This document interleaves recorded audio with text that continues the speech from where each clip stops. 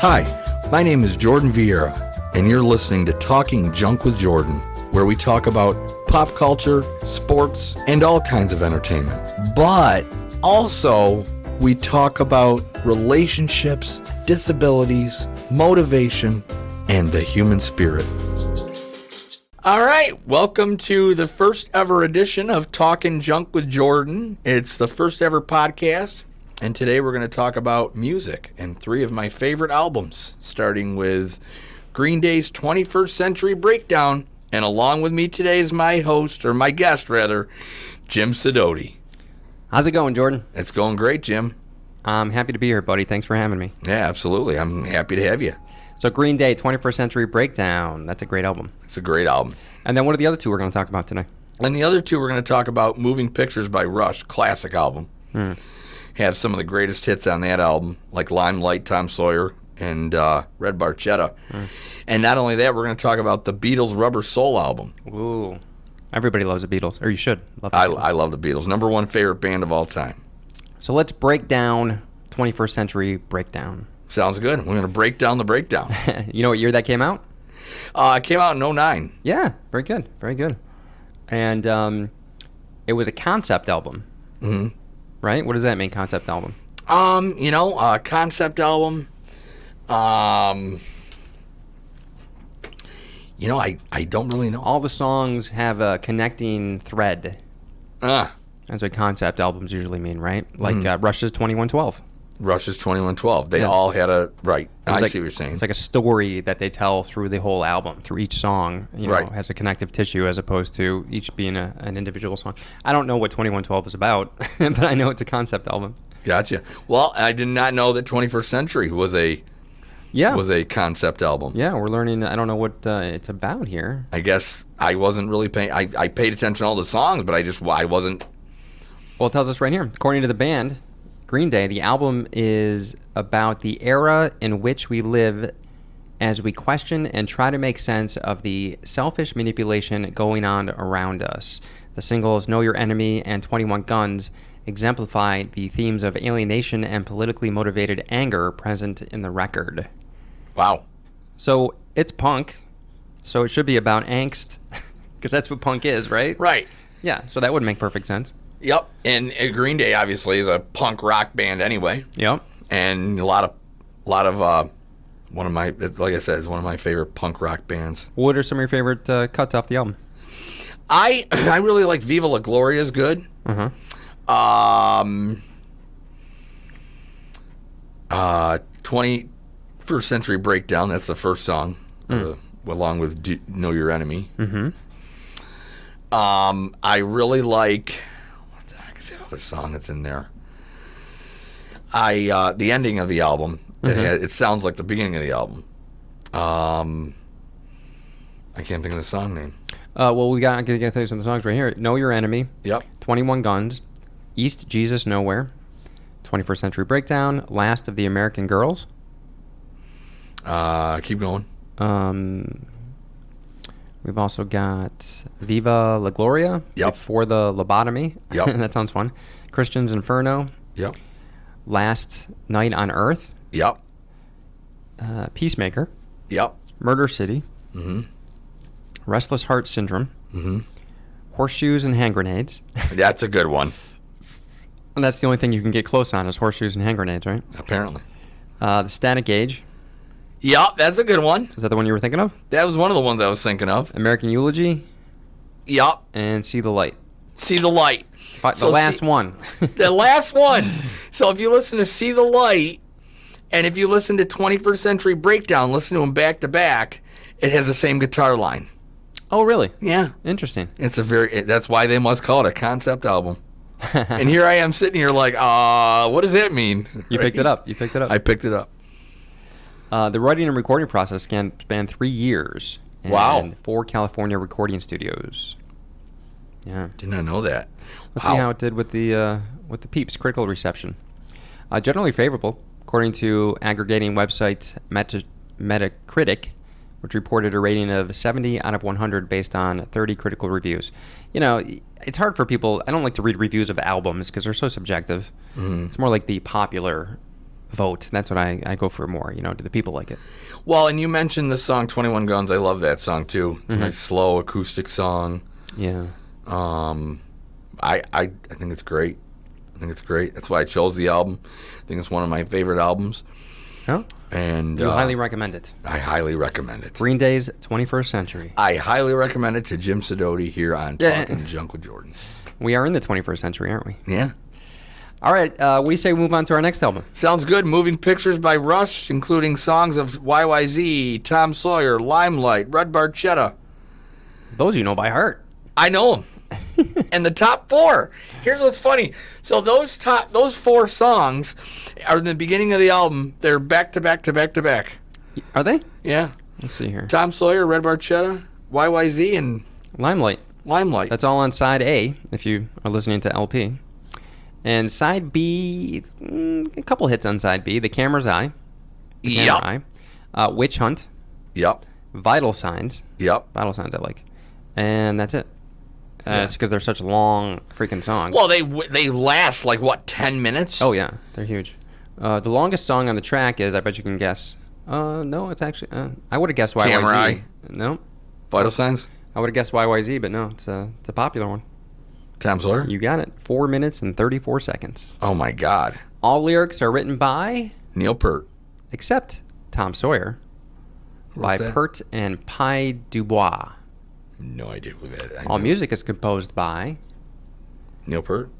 well, the drum parts are. But Alex Lifeson and, of course, the bassist and singer. Geddy Lee. Geddy Lee. Do Yeah. you like Geddy Lee's voice? Yeah, I do. In the later years before they all stopped, which was like 10 years ago, they Geddy Lee, of course, getting up there in age. Yeah. That's what happens.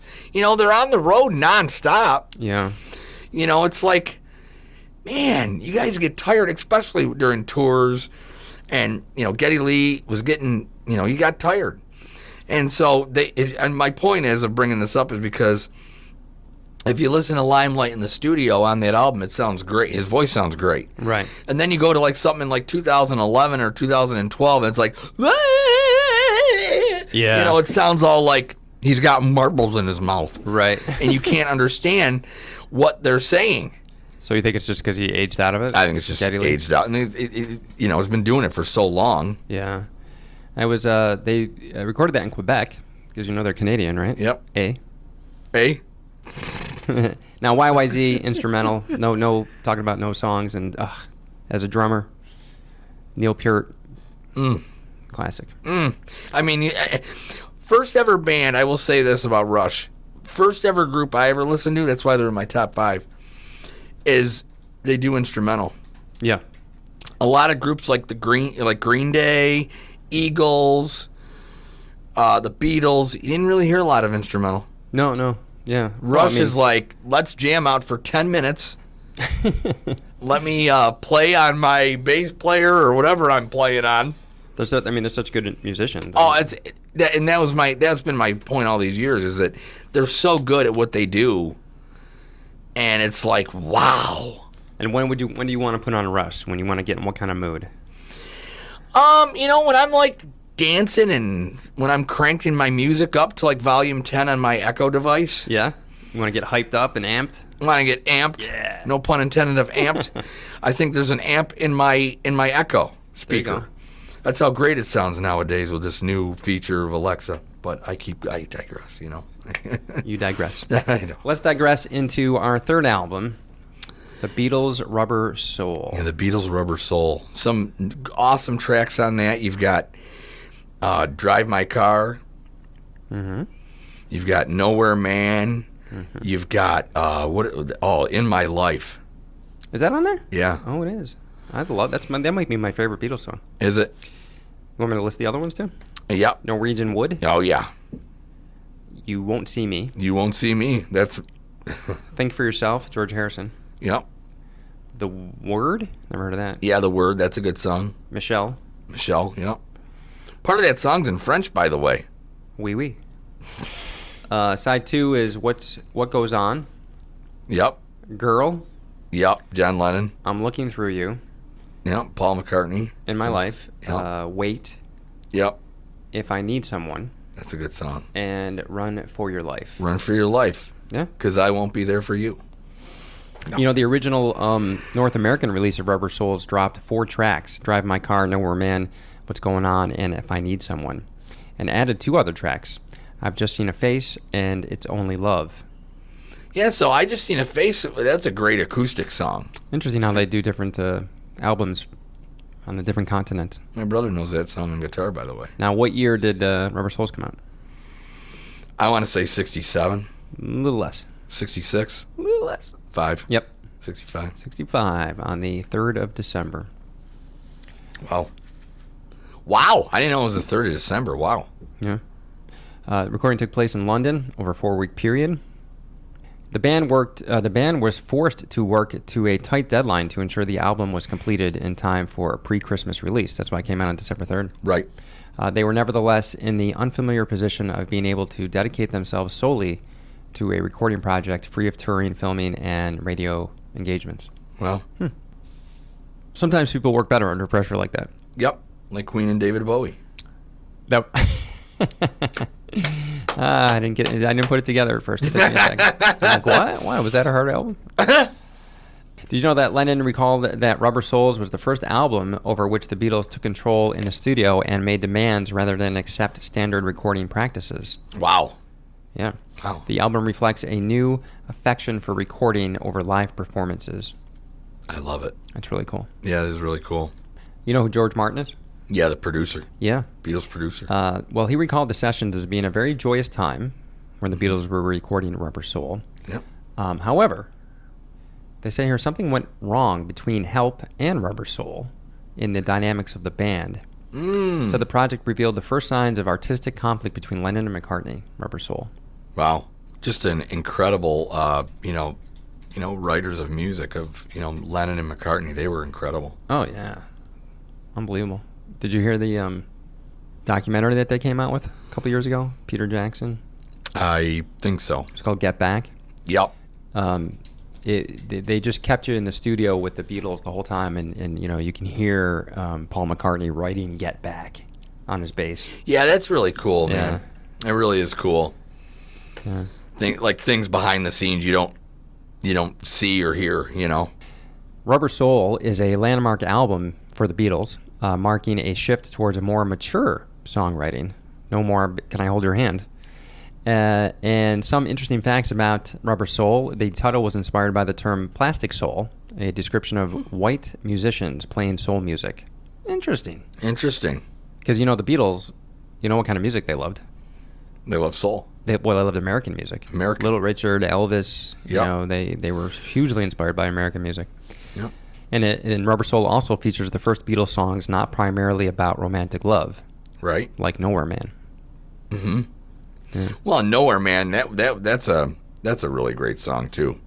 John putting all of his vocals in there, and the harmony between Paul and John, and I think that whole album, just great harmony all together, Now, the Beatles album, Rubber Soul, had a profound impact on a lot of musicians, including Mr. Brian Wilson. You know who he is? Brian Wilson. Sounds familiar. Beach Boys. Ah, Brian Wilson. Yeah. That's right. And then Rubber Soul actually inspired Brian Wilson to write one of the best albums of all time, Pet Sounds. Oh, wow. That's like the best Beach Boys album ever.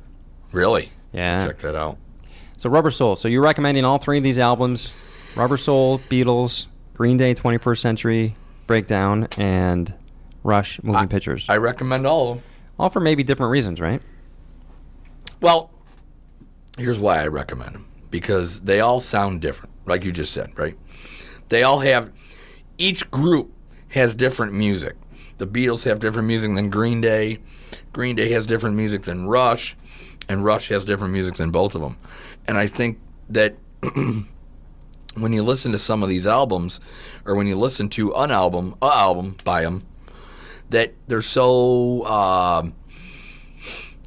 cool because they're their own. They do their own thing. They have their own music. They have their own lyrics. And it's a really cool thing. I think they have all unique sounds.